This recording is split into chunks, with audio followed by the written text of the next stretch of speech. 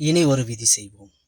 சகோ, நம்ம இந்திய நாட்டுல உண்மையான, கண்ணியமான, தார்மீகமான, நேர்மையான ஜனநாயகம் கிடைக்க வேண்டும் என்றால் the one and only option நமது இந்திய நாட்டின் பிரதமராகவோ அல்லது தமிழ்நாட்டின் முதலமைச்சராகவோ மயில்வாணன் பன்னீர்செல்வம் எனும் நான் வந்தால் மட்டுமே அது சாத்தியமாகும்.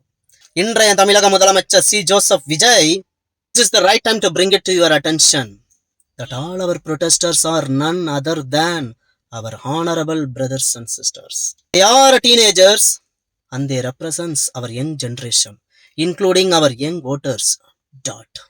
நாடு முழுவதும் இளைஞர்கள், மாணவர்கள், மாணவிகள், சகோதர சகோதரிகள், உங்க பாஷையில சொல்ல போனோம்னா நண்பா நண்பிகள் அனைவரும் ஒன்று கூடி நீட் தேர்வுக்கு எதிராக போராட்டம் நடத்திக்கிட்டு இருக்கிற அந்த நாட்கள்ல, நேரங்களில நீங்க என்னன்னா உங்களுடைய கடைசி படமான ஜனநாயகன் தியேட்டர்ல போய் பார்த்துக்கிட்டு வரீங்களே, இதுதான் உங்க ஜனநாயகம்? அசிங்கம், அவமானம். வெக்கி தலை குனிகிறேன் நான். மறந்துடாதீங்க சி ஜோசப் விஜய், இன்றளவும் உங்கள் ஆட்சி தொங்கு சட்டமன்ற ஆட்சி தான். இன்னமும் நீங்க ஒன்றும் தனிப்பெரும் வெற்றியோட ஆட்சி அமைக்கல.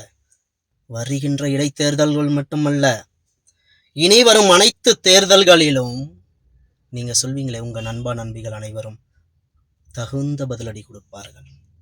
நன்றி, வாழ்க வளமுடன்.